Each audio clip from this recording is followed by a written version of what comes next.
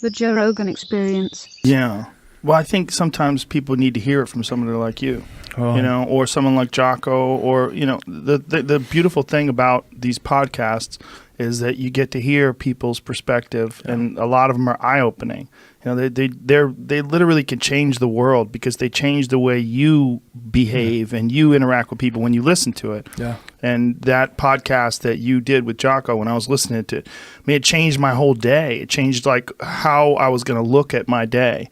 I was, instead of like looking at my day like, oh, it's a normal day, I was thinking, God damn, I'm lucky. Yeah. God damn, I'm lucky. And God damn, imagine experiencing what you, and how old were you at the time? I was 21. 21 years old. Yeah. And experiencing what you experienced in that insane firefight, being locked down. And how many guys did you wind up engaging with? I don't know. I don't know. I mean, everyone that I got an opportunity with, right? And it just, it was just, it was so chaotic. I mean, I think about it all the time, obviously. It's something I could have never experienced. I mean, I trained for war every single day when I was in the Marine Corps. I mean, it was what my job was, and I still could have never imagined that day the way it was or anything to turn out. I could have never pictured it. I could have never. And I think every day it goes by, I think there's a reckoning of it, right? The way that I seen it that day is not the way I see it today. And I think that comes with, just sharpening and just your body, you change and you see different things in perspective. But yeah, I mean, that day, it still is just, it's just, there's so many lessons that come from that day that I look at people complaining about stuff here in America, and it's like, I seen in one day the best of humans, the worst of humans, and nobody thought they were wrong. And it's possible, it's just one of those deals of that day was just. That's an important point what you just said. Nobody thought they were wrong. Not them, not you. Yeah, and it changed me that day. Like, I walked in there that day, and I was the guy who was cocky, who would tell you, I loved fighting. Do you know what I mean? Like I just want to go fight. Like, but every fight I had before that, it was like, I always had airplanes sitting, or helicopters sitting around. I always had, it was like, I'm going to go in there and start the fight, and then I'm going to call in all this other stuff to win. Right. And, that day it wasn't there. And literally I walked out of there and I just think about all the time today. I just think about all the time of how many generations just that day were changed. How many generations of people's lives were changed. All my teammates died, so they'll never have kids. That generation stopped. Their families forever so many lives were changed that day by that piece. And guess what? And everybody in America had no clue what was going on. Like right now, there are U.S. troops. Somebody wondering if they're going to be able to come home and see their family again. That's reality. Whether you want to ignore it or not, like, that's reality. And that was me, September 8, 2009. And it was just it was a chaotic day. It's amazing how you could have thousands of days in your life, and one day changes the way you look at everything.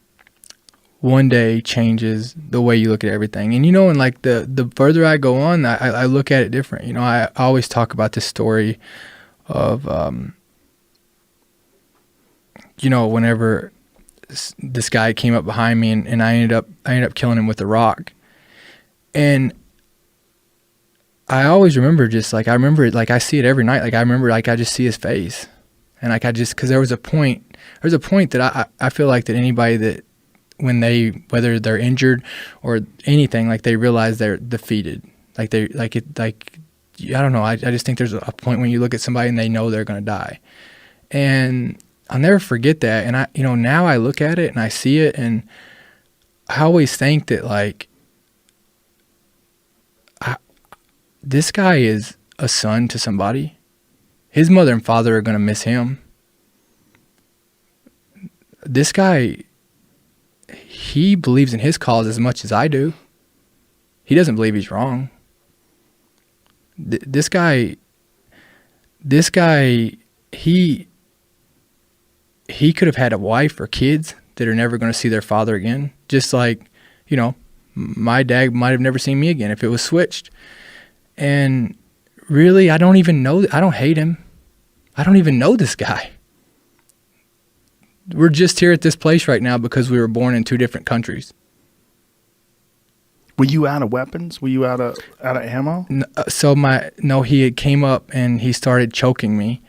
I had shot him once before, and I was trying to pick my buddy Dad Ali. My one of my closest Afghans, Dad Ali, had been shot. He had been killed, and I came around this terrace to get him, and I was on my knee, and this guy came up behind me, and so he didn't have a weapon either. He was trying. No, he did. He had a weapon, and I ended up shooting him from the ground.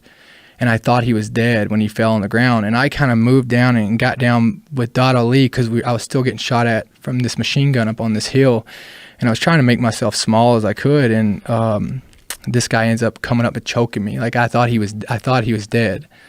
And he ends up choking me out. He starts trying to choke me out and eventually let up a little bit. And I ended up getting around him. And we were fighting back and forth. And I can remember all I was thinking about was like, don't let his legs get on me. Like, you know, these guys, their legs are, I mean, they've been crawling up mountains their whole life. And he was a pretty big dude. And I just remember getting on top of him, finally got on top of him. And I was rolling on top of him. He didn't have all the gear on, I did. And I remember getting on top of him like I was straddling him. And I'm just reaching up trying to grab for anything I can. And I'm holding him and holding him down with my throat, with my forearm, and I'm just grabbing anything I can. And finally, I ended up grabbing a rock, and I just started beating this dude's face in. And I just started beating and beating and beating. And I remember just like finally, like after hitting him, you know, I don't know, 3 or 4 times, 4 or 5 times, whatever. I remember him like finally just kind of looking at me and like just it's like he's like I'm just looking him in the eyes, like obviously closer than me to you right now, and you just see you can tell. Like, he knows where this is going. And I always think about that, you know. Obviously, I would kill him a million times over again, right? He was the enemy. Like, I don't feel bad about that part of it. But I just think about, like, in that moment, if I can find a way to relate to him in that moment, a man I'm taking his life, we all in America can find a way to connect with each other. If we don't connect with each other, it's because we choose not to. I don't care what your differences are. Like, find a reason of why we can get along, not why we should not get along. Right. And I always think about that moment, you know, of this guy, and, you know, he obviously ended up dying. And what it showed me is that no cause that you have that's built on hate will survive. I didn't hate this guy. I didn't even know him. But I was willing to take his life because of what I loved. And that's what we have to build our lives and our foundation on, is not being angry and hating each other, but because we love the cause that we believe in so much. Does that make sense? It does make sense. I understand what you're saying.